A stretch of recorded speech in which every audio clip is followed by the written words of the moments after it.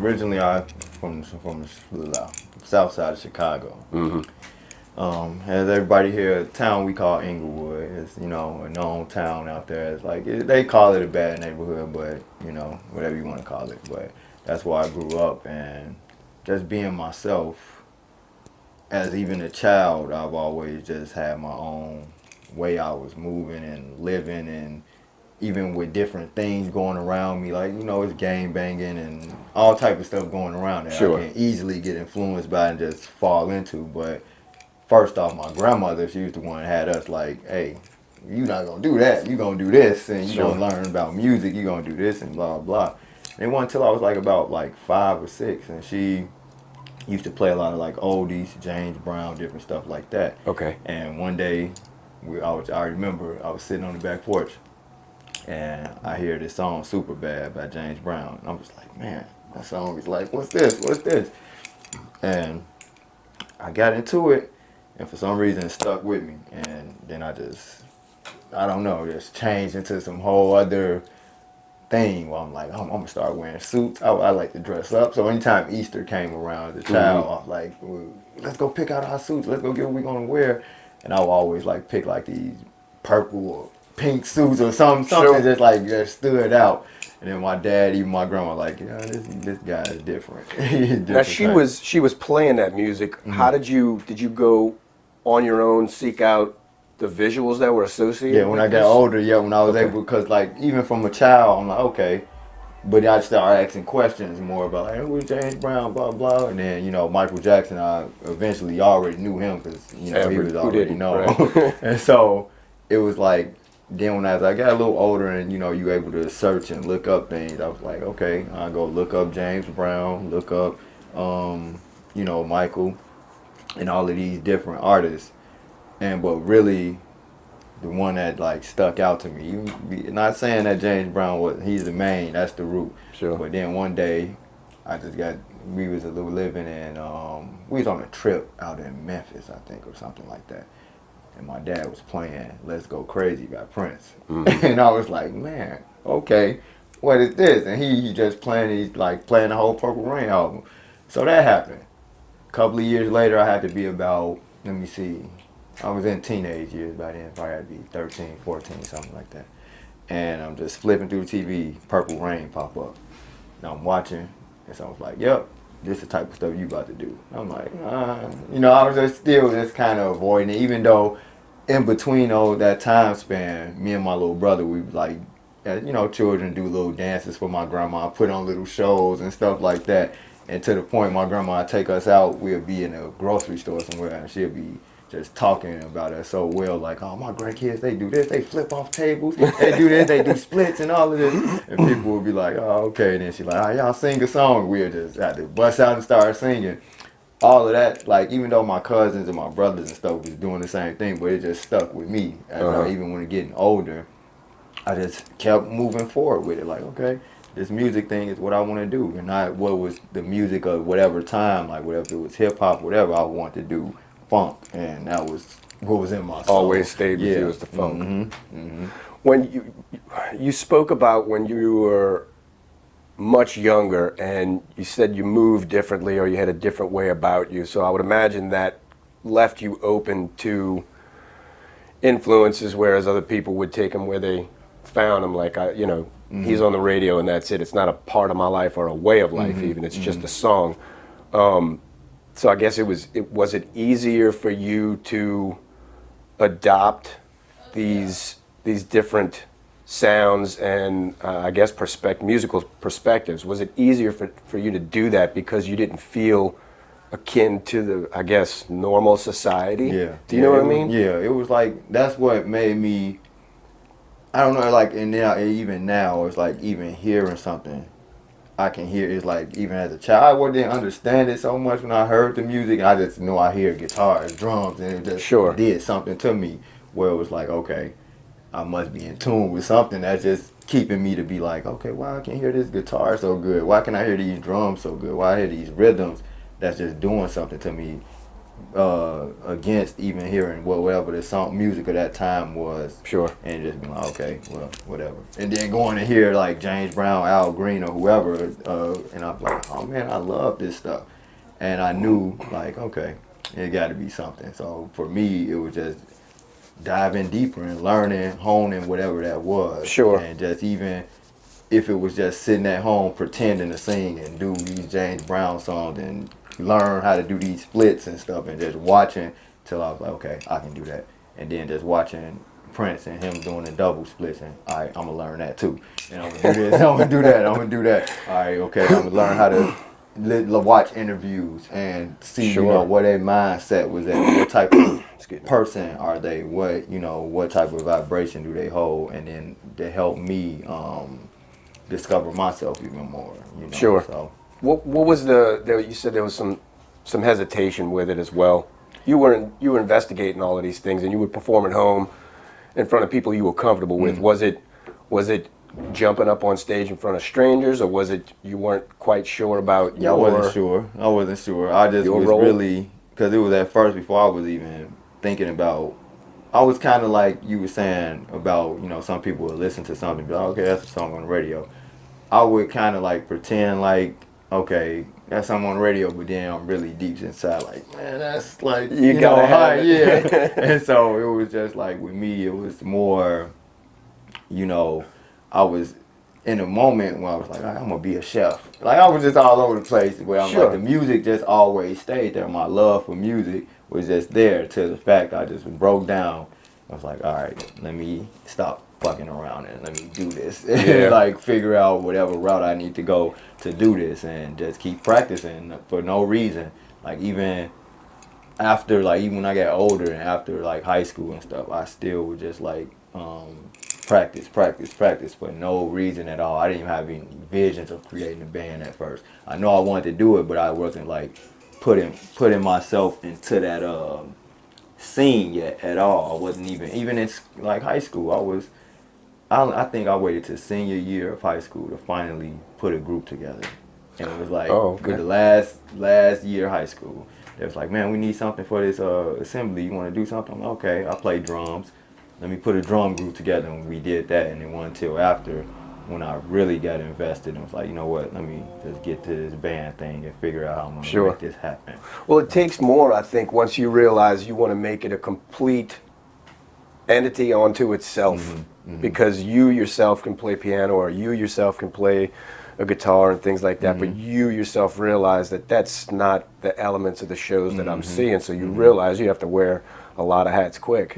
You're already trying to figure out how to be a dancer and what instruments speak to you, but now you got to be a band coordinator and a recruiter and possibly a travel agent and you know, all of theatrics all and of production. It's a lot. So senior in high school, you said something else too that resonated with me, and it was that you always found yourself deep diving into music for no reason, and I always felt the same. I've played piano for many years, and you know, as a child, like you're saying, I sat down and played for no reason. There was nobody behind me saying you need to do this, or it wasn't me saying I'm going to be a super famous piano player one day. It was none of those things. It was just I got to do it. I don't know why, and it makes me feel great when I do it. So I always come back to it. You know what I mean? And I think that's something that's to be revered, because if you have good motives, it's one thing, but if you can't tell why and you're so unbelievably drawn to it inexplicably, then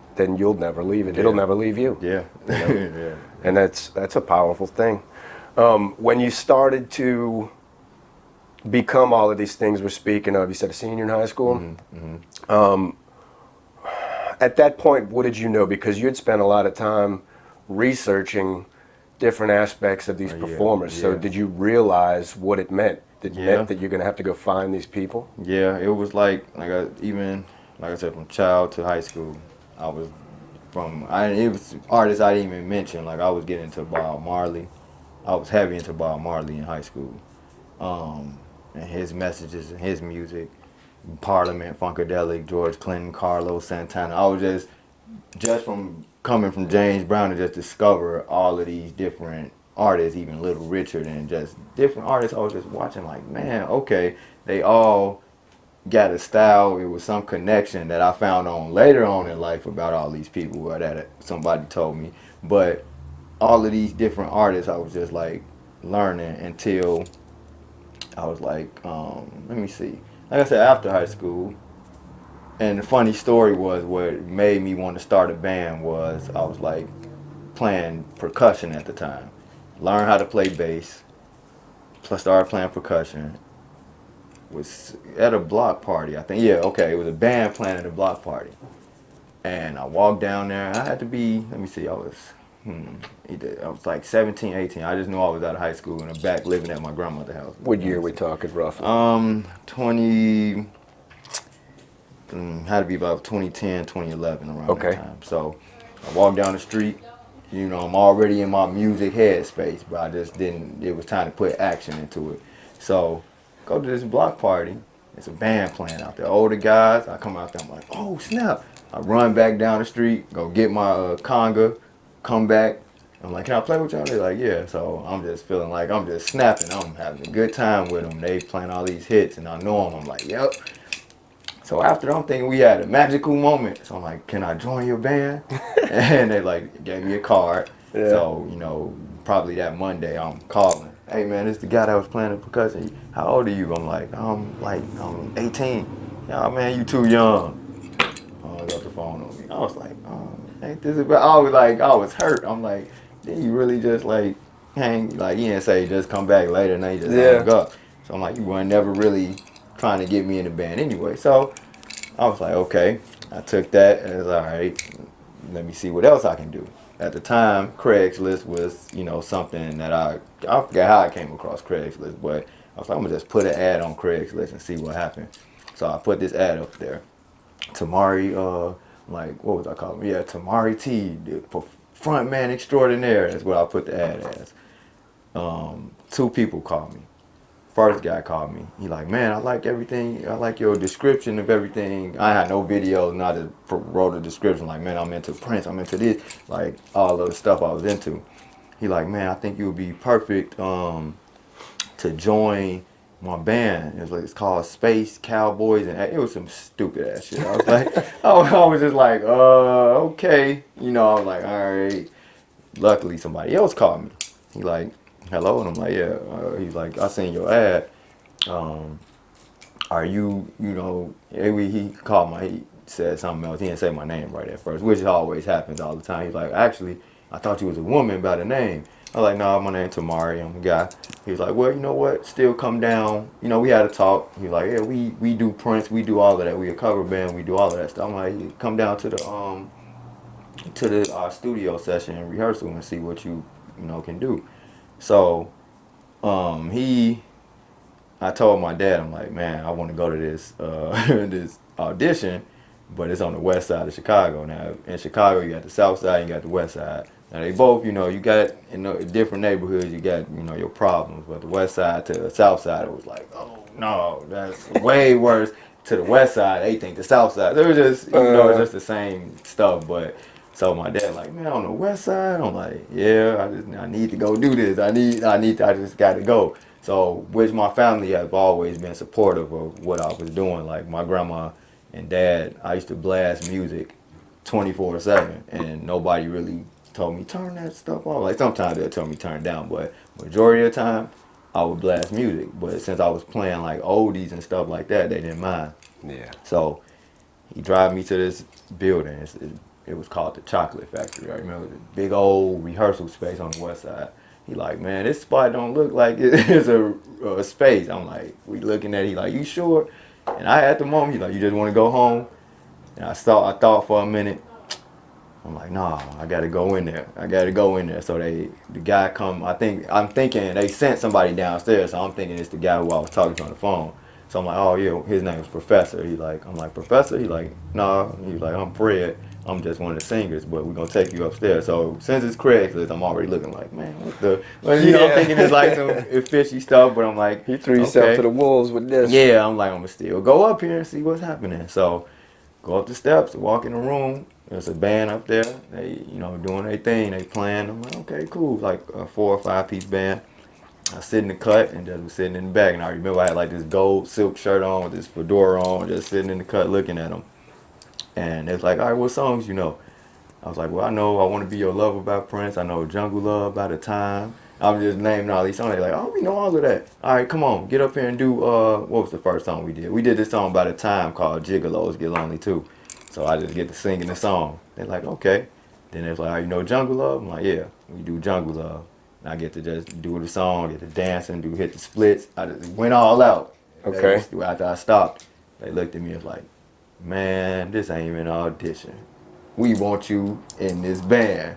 And I was like, all right, let's do it. And so the name of that band was called the Red Line Lounge. Little did I know, me focusing on like learning all this Prince stuff and all this stuff, I was just at home practicing for no reason at all. Just doing it, just putting on whole. I would sit in my room, like everybody be outside playing. I would sit in my room, blast my music, have a little mic stand, putting on whole shows for an invisible audience. Right. For just no reason. And meeting this band, it was like, they're like, man, you do that, we do this. And it was like, it aligned the right way. So once I learned more because they was all older than me. So I just started learning more. They was like, yeah, we used to be one of the bass player, Gerald. He was like, yeah, I used to be in a Prince cover band when I was younger. So he was like, me and the guitarist, we've been playing for 30 plus years. So this is our band. And he was like, we do cover, we do everything. They were all soul, funk. Like they was doing Isley Brothers. And I just fit in right in and do the Prince type stuff and do all that. So they're like, you gonna fit in, you gonna be our last act of the night with our shows. Which after as time went on, some of the vocalists didn't like that. They didn't like that because we would have like damn near a review. They'd have every vocalist go up, do their couple of songs, then I'd come up and just shut it down, just be like, okay.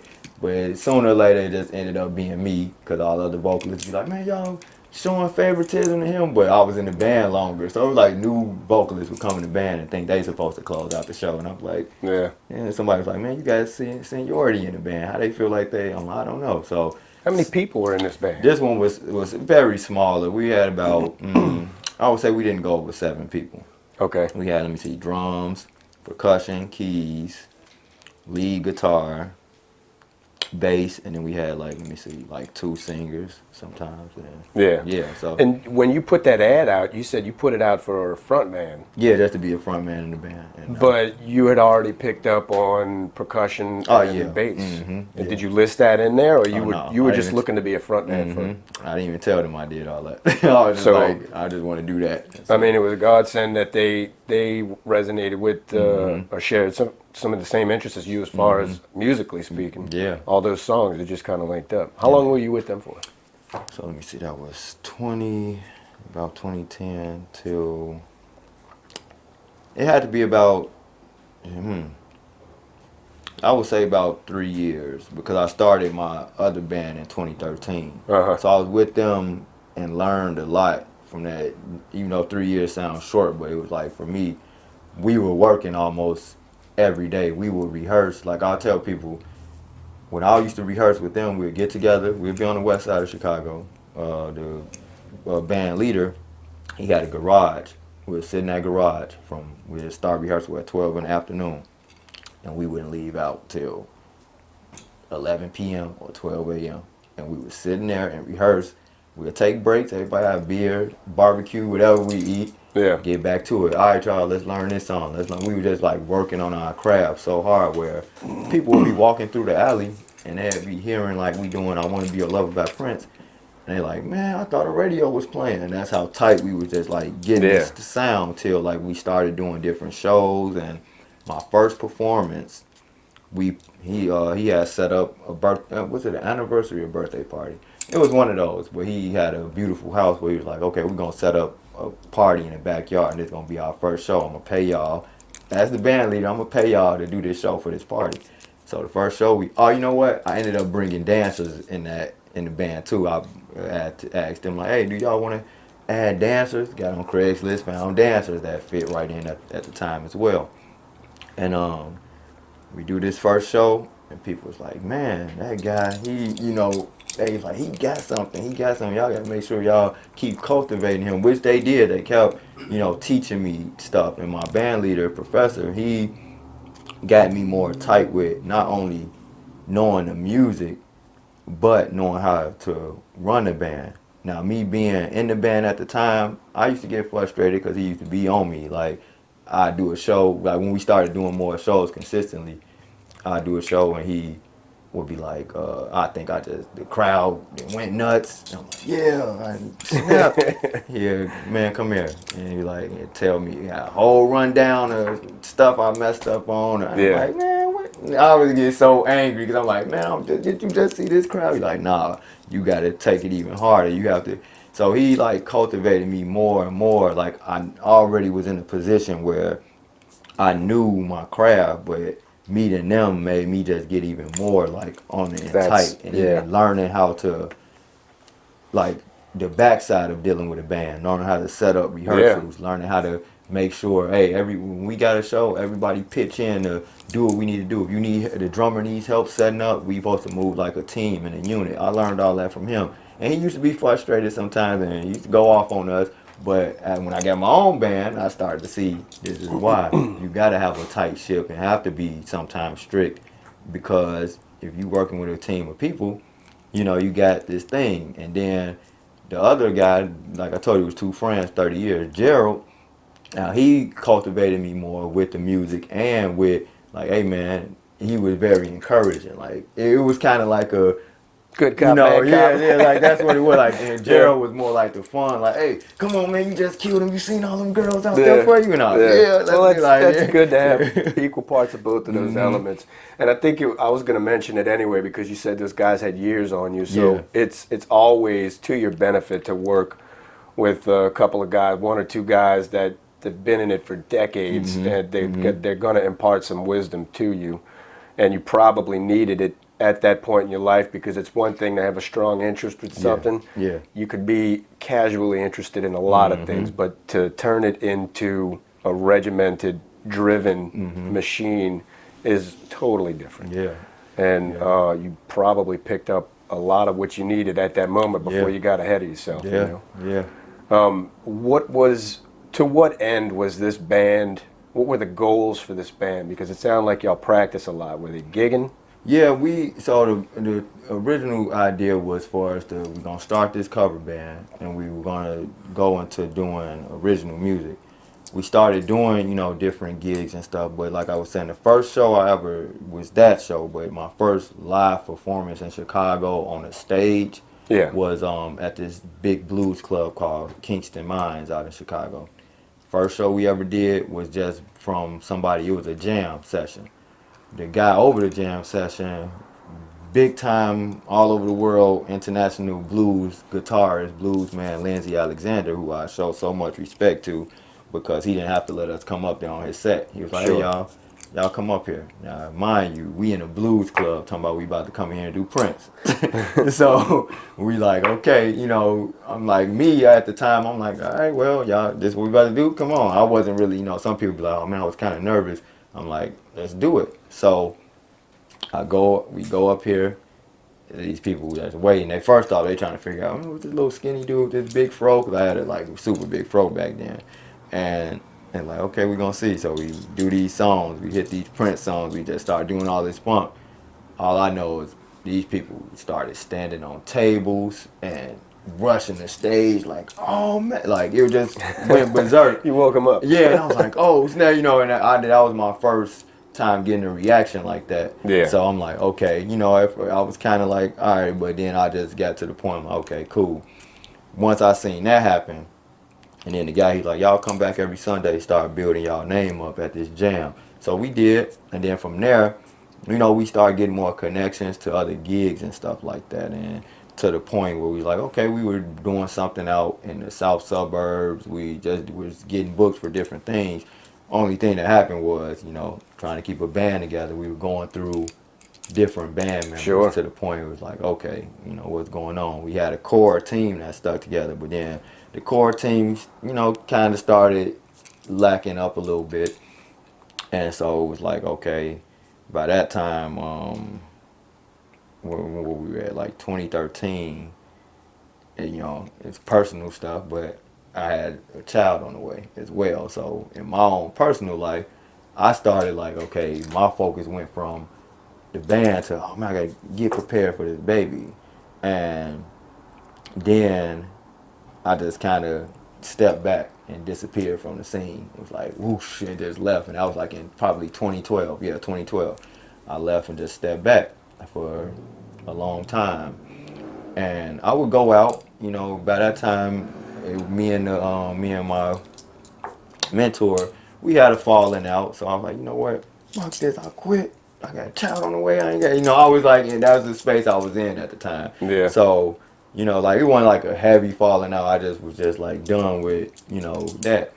And I was winning, hiding for a minute. Like I was out, we were doing like one of my, and I'll bring that up later in the story, but like one spot we used to go to was called the Underground Wonder Bar in Chicago, which was that's a whole nother teaching space I was in. Like I was just ending up in these different teaching space. But before that happened, I was just chilling, like at home. I started working a job.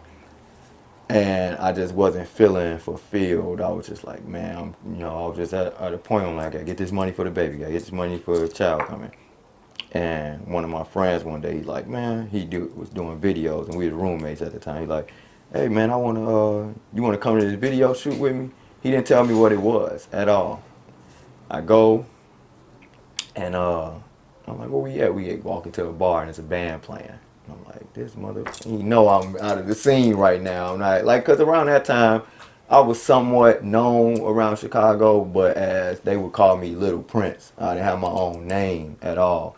And that was another thing I was dealing with, was like my identity as an artist. Sure. Where, you know, you doing covers so good where people like, man, ain't nobody doing Prince like you. You doing the splits, you singing all these high note ass songs. You know, you got this, man, you like, you Prince, you Little Prince. And I had to keep, you know, my name is Tamarie T, you know, and, oh, what, you remind us of Prince. And I'm like, come That's on, man. tough rut It to was crawl always up out kind of, of, yeah, so it was kind of, you know, I was getting tired of that. So I'm sitting at this spot. And then, no, what really shook me, let me rewind. It was a blues diva named Sharon Lewis, and I love her so too as well. Much respect, international blues, Chicago blues legend. I got off the stage at Kingston Mines one day, and she was like, I know what you're doing. We know all those songs you're doing, but I want to hear you. And I was like, it was like a gunshot. It was like, shot me. I'm like, oh. Yeah. And I was hurt. And I was like, oh man, see, I knew. You know, that was just another part of it that just made me just feel like, oh, the covers are cool, but I know I got something deeper inside of me that needs to come out. So At that point, roughly, you had 3 years of yeah, religiously covering songs to a T. So it kind of becomes you. Yeah. You know, a cloak of you, I guess. Like you I'm know. doing vocal lessons just to learn how to sing a Prince song. Right. Like Yeah.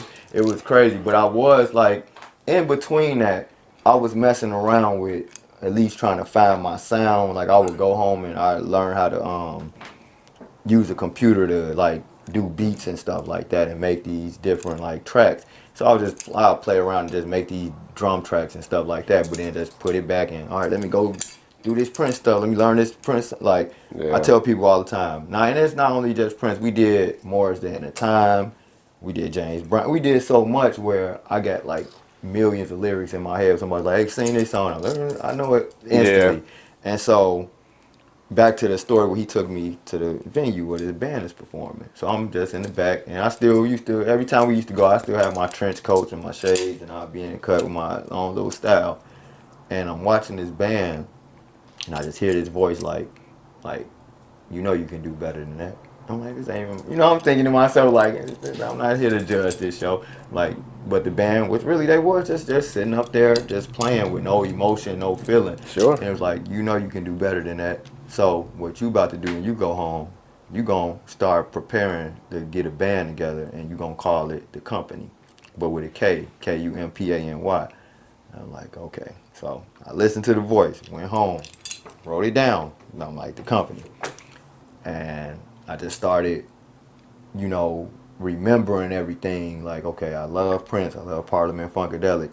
How can I be my own version of that, but in this time? And so I had this vision, just had this big band, but I knew I had to start small. So right back to Craigslist again. starting a band called The Company. You know, I'm just like in this thing. I found a guitarist. You're the Barker. You're the Barker in print right now. So I started. I meet this guitarist, and he was down for it. I tell him my idea. I'm like, man, I didn't even have the genre yet. I was like, I just want to do funk, rock, soul. I'm just naming all this shit that I want to do. And I'm Yeah. like, we gonna do some covers, but I'm gonna start adding original music to it as well. So I tell him the band name. He's like, what's the name of it? I'm like, The Company. So he was like, what if you call it The Electric Company? And I was like, no, that's corny. Because I'm like, I'm not going to be that schoolhouse rock. That's how I was thinking. Like, I'm not going to call my band the Electric Company. So I was like, you know what? No, The Electra Company. And he's like, oh man, that's cool.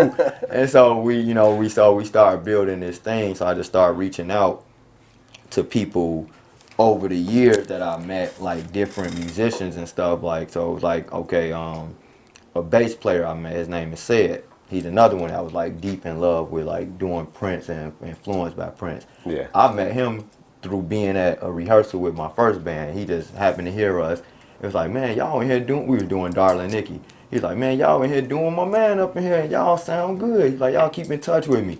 Little did I know I'm gonna be working with this guy. That's how it works. Yeah, That's how it works. Down the road. So he like I took him up on that. So when I left that band, and it like in between time, he had hit me up when I started getting back in the scene. He like, man, where you been at? I'm like, man, I just been trying to get stuff together. He like, come out to this jam. So I go to this jam with him. He got a group, and I just do a little stuff with him. I jam and have fun with him at some spot on the south side. Then I tell him, I'm like, hey, I'm gonna start this band. I got a guitar player already. I just want you on bass because I know at least I'm not about to do Prince, but I know you still know what I need as far as that funk and stuff like that. So he like, okay, cool. He joined the band. I forgot how I got in touch with the drummer. I found a drummer. Then what else? Okay, we had key. Yeah, okay, drummer. Oh, let me go back to that. When I left the first band, it was a guy named Will in the band. He was percussion. He kind of came in the band a little bit after me. But he told me, like, man, when everything was getting shaky, he was like, man, it's like he already knew what was finna happen. Like, if you start another band, take me with you, bro. And I'm like, all right, I got you. So when I got ready to start this new band, I called him like, hey, man, we finna rehearse at this new spot once I got all the pieces. He like, oh, you got a band together? I'm like, yeah. So he come up there.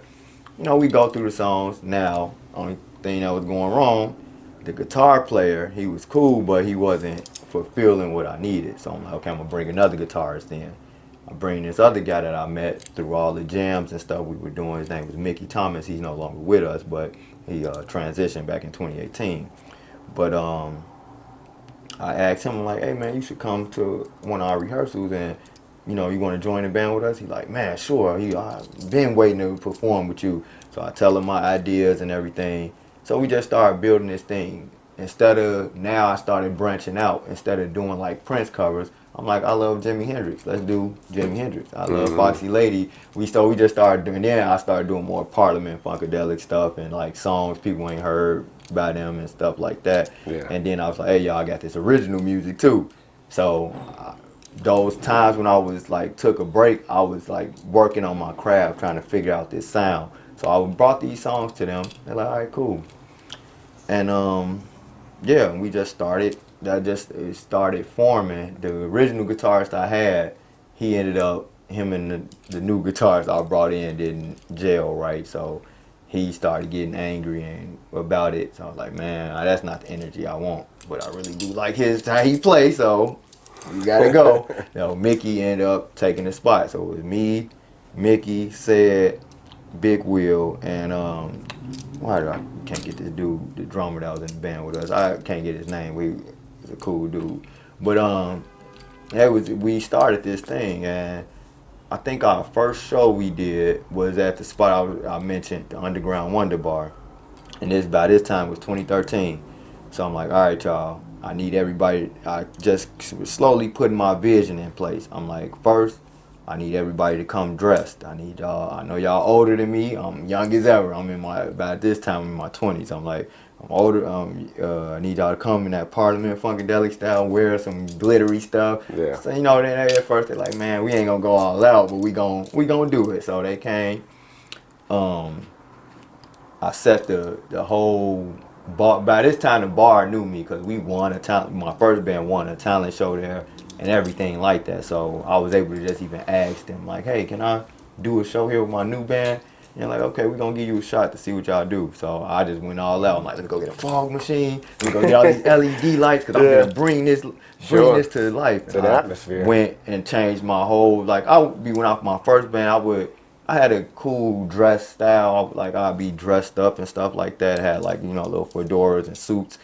I just changed it all up. I'm like, now it's time to get into it. I really fully want to express myself. So I went and bought this silver jumpsuit. Went out on stage, and I had a background singer, Julie, at the time. So I'm like, all right, y'all, let's do this. We went out and did that show, and people was like, man, what is going on? Like, we just went all out and did it. And from there, that was the beginning of what started Tamarie T and the Electric Company. Right now, and went on. You know, you got probably questions to ask me, Sure, but I just had sure. to get you right there in that Yeah, spot. yeah. You, I wanted to back it up a little bit Yeah. because when I guess you just reached a point of frustration in your life, and that's why you stepped out of the scene momentarily. And a lot of musicians do that, and most of them always come back Yeah, because you know yeah. that guitar is still sitting in the closet knocking Yeah, every day. yeah. You know, and but so up until that point, did you feel like that was your whole life, and then when it didn't seem to work out, how did you know what to switch to, or did you just say to yourself, I got to get money, that's all I know? Yeah, that's where I was at. That was a whack period in my life because I was working jobs, and just to go from being praised and like, oh man, you so great, and Yeah. to A number. how people treat you when you behind working a job. And I'm like, I was experiencing like these customers that come in with these snotty ass attitudes. I'm like, man, if I was performing, you probably wouldn't even be acting like that towards me.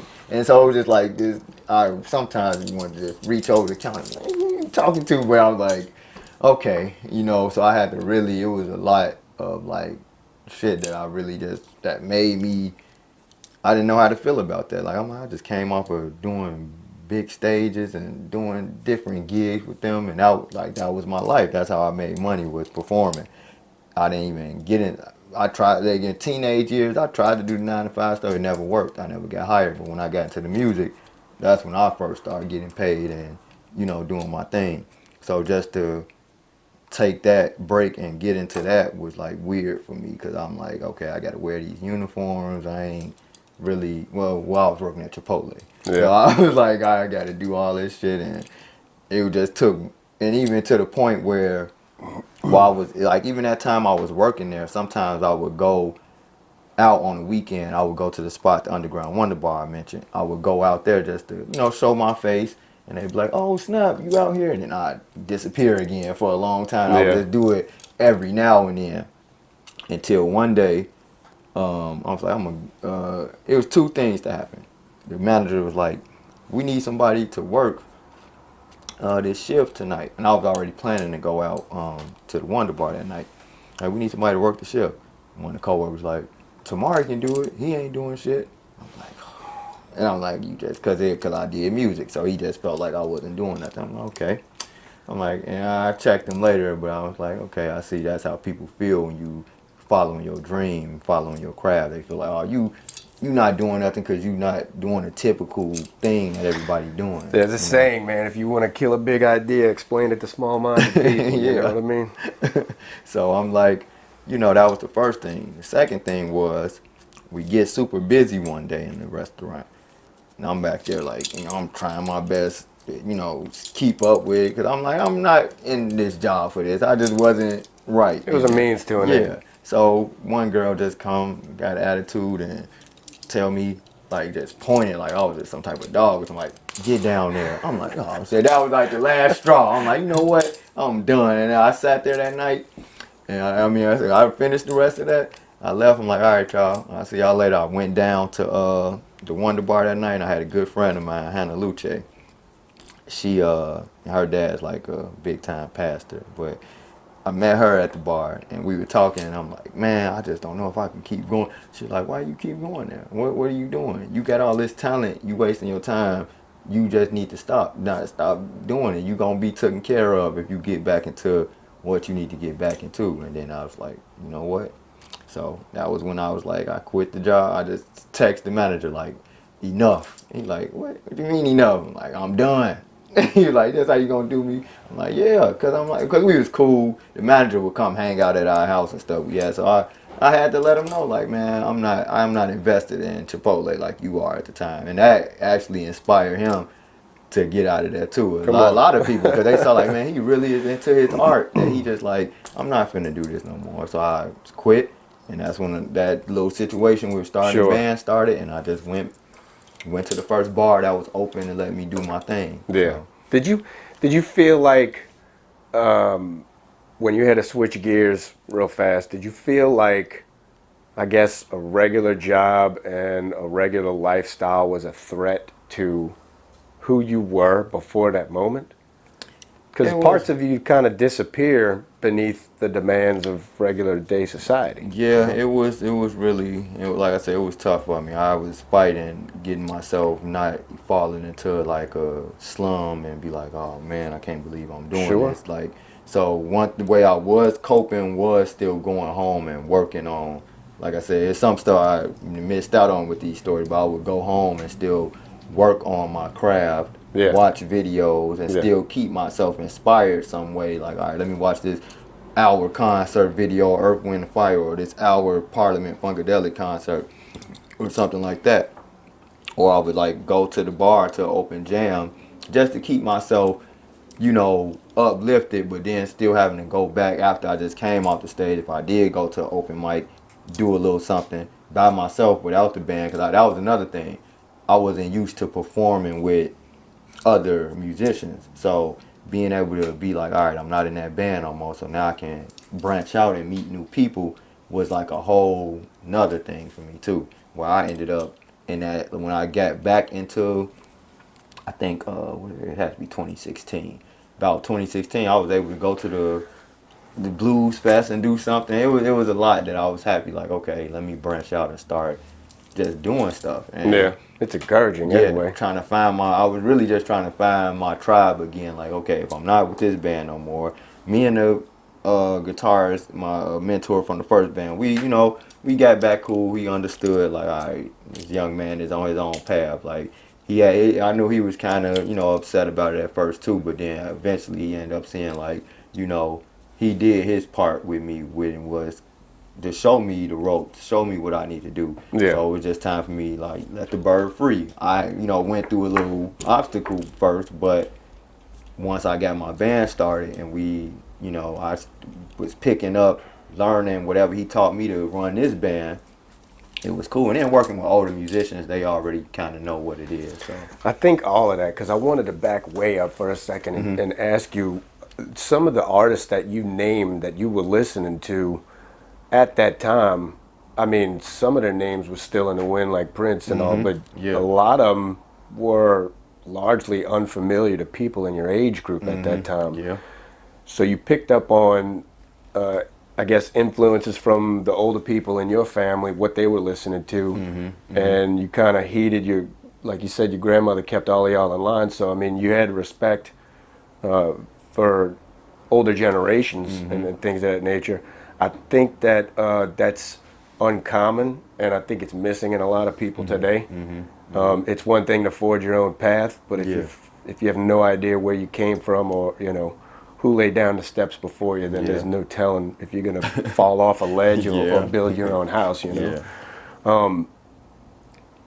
I think that was instrumental too, because you listened to those guys with years on you, the founding members of that first band.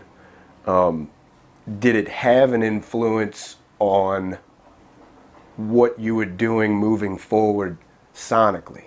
Because up until this point, you're going on what people are laying out in front of you. You might resonate with some things or being drawn towards some things and leaving some things, but this is all pre-written. This is history books. This is not, new discoveries, so to speak. So to find yourself is one thing, but to compound that with trying to find a new sound for yourself with people that you don't really, some of them you did know, some of them you didn't, forming your own band. So, I mean, it's shaky ground to say the least. How do you move forward in an audio realm? Like, what do you think that you're going for? Because you're going to say, I like Parliament Funkadelic, but I don't want to be him. Yeah. I like Prince, but I don't want to be him. I like Michael Jackson, I don't want to be him. I like Santana, I don't want to be him. So there's a bunch of, it's like, I don't know, but not that. Yeah. You know what I mean? Yeah. And everybody knows what they don't like, but they can't tell you where they're going. You know what I mean? So how do you do that? Do you sit with the new band and say, you know, we need some leads or what? You saw what I was doing at the time was like I was saying, I was listening to this stuff, but then I was like learning how to use it was like a what was it, studio program or something, like just like MIDI keyboard. Sure. I was learning how to put whatever I had in my head out. So like I was saying, I would just make these drum patterns at first, like just these different drum patterns. Then I learned how to do the bass. So when I finally brought it to the band, I'm like, hey, y'all, check this out. At first, you know, they'll listen to it. It sounded like garbage. Because me on it, yeah. So yeah, I'm but like, it's a bones. I bring it to the band once they start putting their feel on it in their life. And they're like, this is cool, like the guitar player, Mickey. He would be like, all right, how you like this? You know, it got a Prince style, but it ain't Prince, though. It's me doing, you know. I'm like, okay, cool, we can add that in there. So, like I was saying, I used to say, all right, we do funk, we do rock, we do this, we do that. Like, we'll start our show off with cover songs. Then we'll go into doing the rest of the set will be all my original music that I had brought to the band. So one day by this time, Wonder Bar was letting me, you know, consistently every month build my show. So every month I would come like with more wild dress stuff, more lights, all type of stuff. And they like, man, this dude just every time, they knew I was gonna bring a experience with all this stuff. Sure. So one day we did it in the basement because it was a 2-level club, and I had a DJ this time. I had 2 background singers / dancers with me at the time too. Like, we just started developing more and more. I'm still at this space where I did not know, like this probably, I think probably a year or so had passed. I still was just saying we were doing all these genres. One of my mentors, vocal coach, he actually was like, man, you say you do all these genres. No, you know what, actually, he said this to the first band, because that's where we kind of was at with the first band, where it was like, we do everything. And he's like, man, y'all need to find one thing that y'all do. Y'all can't say y'all do everything. Yeah. You know? So I was kind of like picking up on that habit with my new band. So it just took a DJ from hearing my original music, DJ Panama Spins. He heard my original music, and we took a break. And he was like, man, y'all sound is exotic. Y'all sound, he just kept saying it. He like, y'all sound is exotic. It's exotic. And I'm just sitting there, I'm like, exotic funk. And it's like, and I'm like, oh. And from there, I just like, all right, y'all, we gonna start. I started not doing that many cover songs. I started adding more original music, because once I got putting those two together, I'm like, okay, I got my dress, my style, I got the way I present the show. Okay, yeah, he's saying it's exotic. Like, man, exotic means unique, weird, different. Sure. I'm like, okay, so if I put exotic in front of funk, which funk is a feeling, funk is like, it's something different. I really don't even like calling it a genre, because it's really a feeling. I'm not talking about the, you know, what you would call the update, new age, Bruno Mars type funk. That's I'm not even gonna discuss that. Thanks. No shade. Thanks. But that's not what funk is. Yeah. So I took that energy, took what exotic was, mashed it together, and all of a sudden I was just tuning in to, when I would get at my computer, all of a sudden all this, like, it was like a spiritual thing. All these different, I would hear these different sounds. I would sometimes hear the lyrics to the songs, and I'd be like, okay, right on. Any little piece, any little thing, and just arrange it. And the band was like, man, you just coming up with these, you know, different songs. And like, it just got to a point. Now I'm still with the same. We probably went through different members, but the same core was there, which was me, Mickey, Sed, and Big Will, the percussionist. So we still was like the core of that band. And as time went on, it was just like, that's, you know, when I discovered, like, okay, now I got the sound. Now the problem was, I was wanting to do more things. Like I wanted to expand the band bigger. And, you know, some musicians in the chorus like, man, you got to do, you know, everybody had their own feelings towards it, but I seen my vision. So it just got to the point where, let me see, I'm trying to see when did I start, like, Adding members? yeah, like it was probably, unless you got some questions before I get to that point, because we I'm always having questions. That's what I come here to do, man. I hope I got questions. Not so much. I wanted to point out, though, when people speak about hip-hop, and, you know, hip-hop versus rap, and what is this and what is that, there's something that gets lost in the vernacular because it's kind of from a bygone era, but the purist will tell you that hip-hop is not a genre. It's comprised of elements, and it's a way of life. And I think that's kind of analogous to what you were saying about funk. It's comprised of elements, and it's a way of life. And like hip-hop includes MCing and turntablism and breakdance and all these elements, graffiti. Funk to you was comprised of the look, the show production, the attitude. The music was part of it, just one part of the element, you know. So I think that's, I don't know, that's something new. That's something new for people to consider. Yeah. I really hate talking about genres, and I hate asking musicians what genre, because it's like, hey, do me a favor and put yourself in one or two or three of these pigeonholes for me so it computes in everybody's mind. And it's just not fair. Because there are a lot of genres, or there are a lot of people out there, probably like yourself too, that want to be exploratory.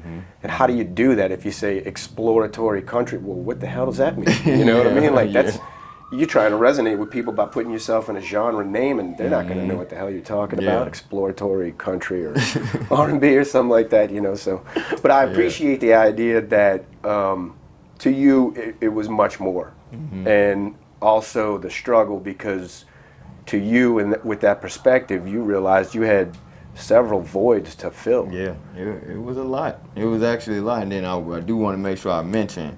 Because, like I said, it's some parts of the story I'm missing out because there's so much that was happening. Like, even in the times between when me and my band would perform, I started working at the Underground Wonder Bar as, like, the music. So, really, the owner, Lonnie Walker, she was, like, the owner of the Spice. And a lady that everybody say they remind her of Janis Joplin. She reminded them of Janis Joplin, in which she had the long white hair, everything. And she used to cover Janis Joplin.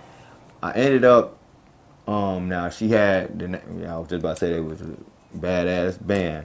The name of the band was Lonnie Walker and the Badass Company Band.